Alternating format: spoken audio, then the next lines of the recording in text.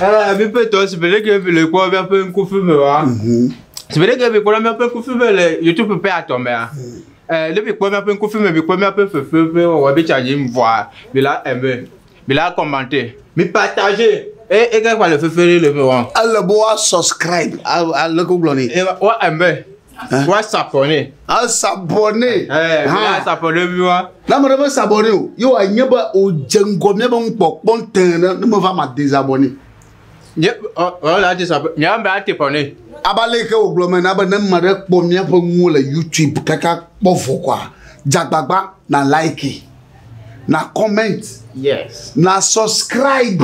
Yawa. Et na quoi, si peu de mitete. Et ma yeri. Na share na ma share ma. Et la partager hein.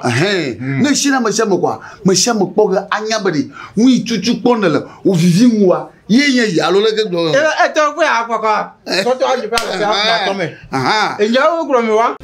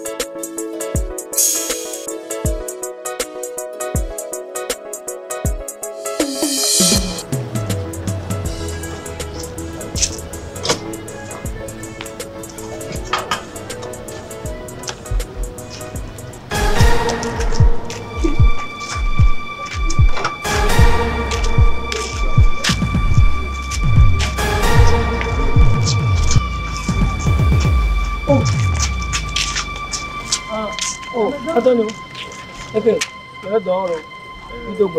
Mi forme, c'est mi forme. Et toi, t'as mis le mieux va se doigt. Et mieux va suivre. Il y a peut être ton lourd. Oh, je vais faire forêt. Et je vais faire famille, je vais suivre.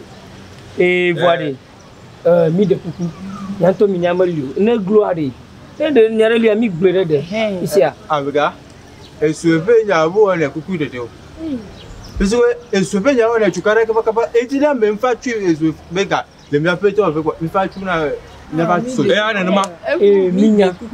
Minya.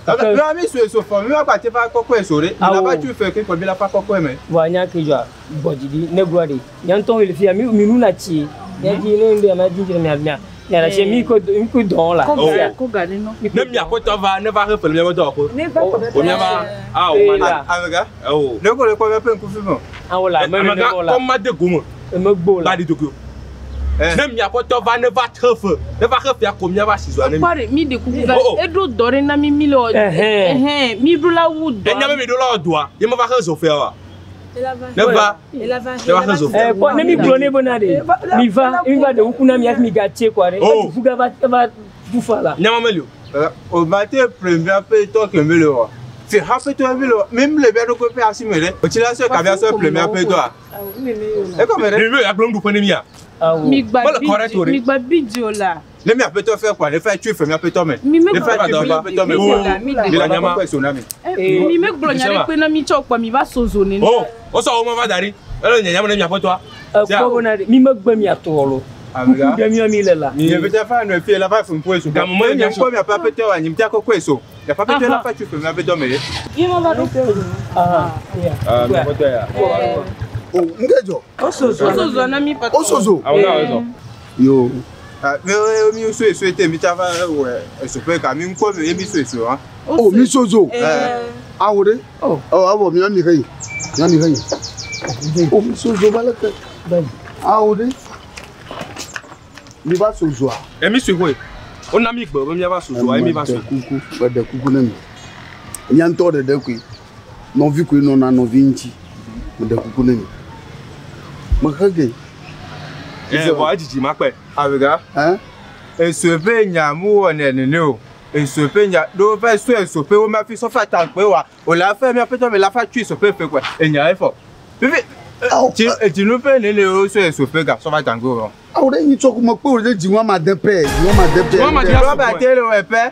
On m'a tué sauf les pirapes, on m'a tué sauf quand tu vas matin. Viviane, il y a un tour de il va être chargé. Il va être chargé. La femme m'a demandé. Mais je vais faire combien de choses? Mais je vais faire non, après, il doit gagner. Il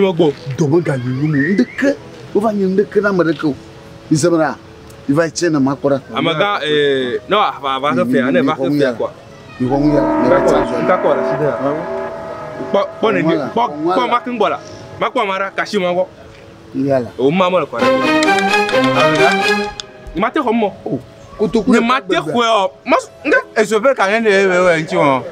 Kaka le tient ma dia. So. Il m'a dit quoi?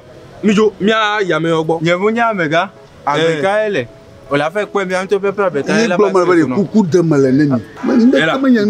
L'autre passé nous sommes plus pas. Ni pas ni me tâter quoi me carré. Oh, quand nous tu viens à une yoga. Oh la niode oh. Blanya deni la, blanya deni sia. OK, avec so nous sommes à l'autre villa. Comme de dare, comme de dare, comme de dare. Comme galio là, comme galio. Même de ma didimo. Mulia. Regila. Comme ma corma dina, comme da chine miajo. Oh, comme da. Comme quoi da fila. Et que wajoi. Ashiga no. Ashiga. Ashiga. Agbeko. Oh, never young sentolo. Ameya, basta ngomu. Ali ubugba do be. Oh, osuzo na manyore. Osuzo kuma doin. Oh. Mona hado nyumu ba. Aga no zuzu.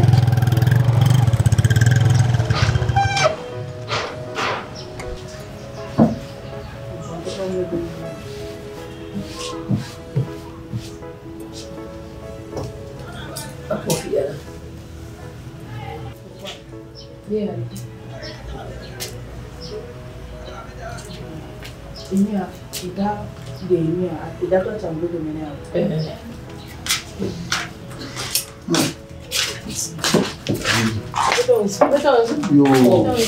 Yo. Il est déjà. Oh. Je vais pas plus toi. Hello. Baba. Oh. Ame wo nyang sentolo. Eh?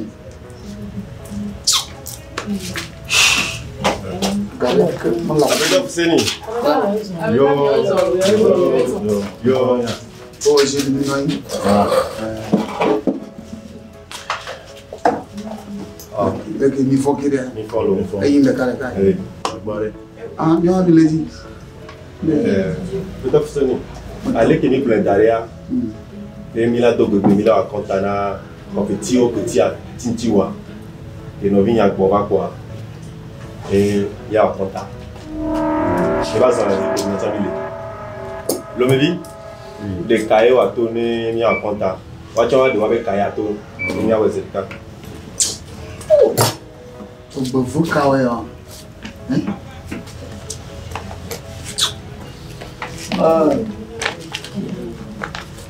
Quand on me date, dans le hein? Bezo, balade, balade. Photo. Mais il y a un gars qui est volé. Ah non, ben tu m'ouvres ton maoué. Et voilà. Plus sous y a ben, n'ayez pas ni va, magnale comme moi. Voilà. On me garde le dîner pour eux. Hein? Nous le soir avec Ayala. Oh, nous pouvons mettre en fala. Mais il y a un gars, il y a comme la yama mourir. Nous pouvons mettre le vie, ouais, non. Après ça, à compte avec les miens, nous avons avalé avec les filles. Elle est bon. Dis-nous, amène-nous. Effectivement, tout, à compte vraiment. So, épée, brave, bon, via. Zika kaba ko brave, bon, végé. Ça, elle va prévu. Ça, so, dis-nous avec comme tété. Kakaba ko, mille, vous tirez avec. Dis-nous avec énigme, béa. il a déjà siré quelque chose de là. Tailleur. Il y a un bas. Pas de l'air ou bas. Yama kui, souple. Souple. Nanua de. Bientôt, il y a un mot qui va se sentir. Ban un mot chiron. Le volet de Hamagali. Tolia. Ndeke amagazo zumo. Bisa comment? Ndeke boso zumo ta da sumata. Majibu makho ma da nchi. Fo nyama ga garaji ye pokwa. Ya susu ye katajo. Est-ce que est boy? Ne me va ni abe o ma va so. Ma va ni so. Il est pas vivre le menanya.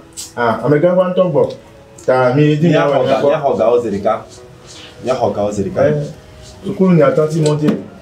Bazo. Gars, ma soeur est sukulu ferma. Madaba ka fere garia. Ah, vous savez, Mereka va ka fere. Gadal ni ama bala ma kuma dia. Awo, yo te na to en chomo che tipo no avec le botoro. Oh, da tu kire molo. Yo ta kono. Fonya masanya. Nento minyama ndeke maganya ndeke tia. Kada ke mega sufira ke va pana mala. Oh. Masu ni kada da shi ba. Gara ke. Oh. Gara ni to.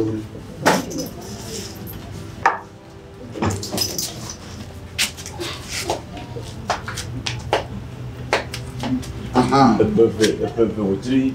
Peu carca ameni. Peu le tio mani. Peu outri carca ameni. Khoya.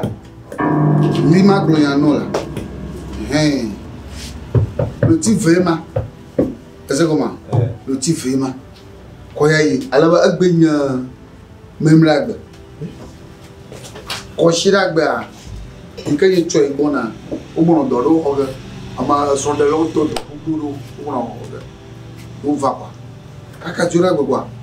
Machuchu mara. Ça. Le petit vraiment. Mara ba po le tia mania. Le tia mania mais. Me tu valenti. A quoi ton pauvre. Le tia matin. PV. Le plafond. Et quand on PV plafond. Tu. Avec un Fousseni. Moto. Auto dilo. Le que PV. PDK dîne de carca me revê. Kaka au PDK. Dîne de carca blave vonne. Pour les divos, t'as le corps. Au tiré, quand les amis. Vous venez. Après toi, Fousseni. Moto. Non, c'est fou. À sort, le foyer, ça fait un ami. Il y a que mon tout, PV, toute la femme, PV d'accord là. Il y a pas de donc, rien de toi. Matin, tu dis moi, mettons. Il y a et moi, et nous déplacement. Et qui me parle ici, il me l'avait mal, il s'en va. Et ce qu'on fait, tout ce qu'on fait, il y a pas de ce qu'on fait,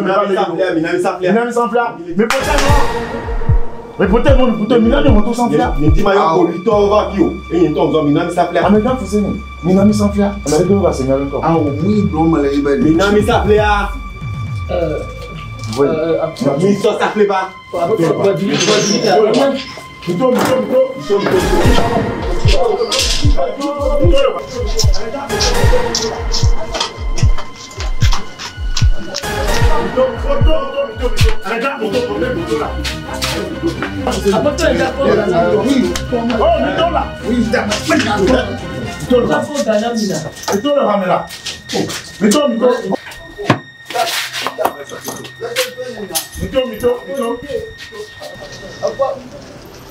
Aula, pour poder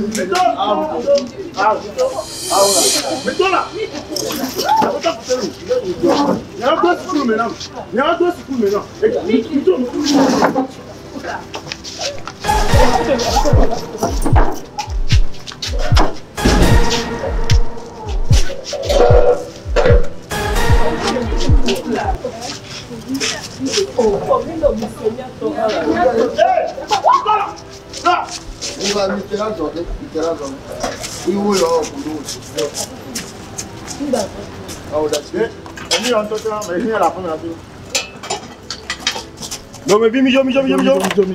Tu te laisses pour le maintenant. Elle peut veiller. Hein? Vous tirez qu'à ça, mais il guérit. Il va tout faire comme ça. Tout faire comme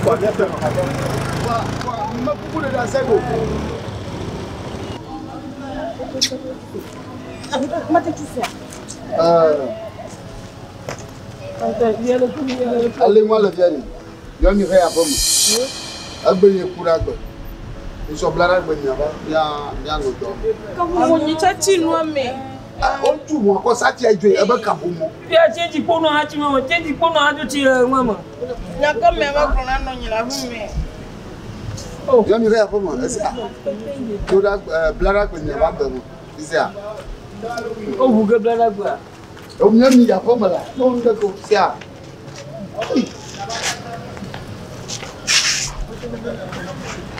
Avec Tony, et mon dit, tu as vu ça pour la team. Oh, tu gardes fou de moi là. Ah, tu gardes fou de moi là. Ah, C'est vrai. ok, après moi, blague à quoi n'a pas fait.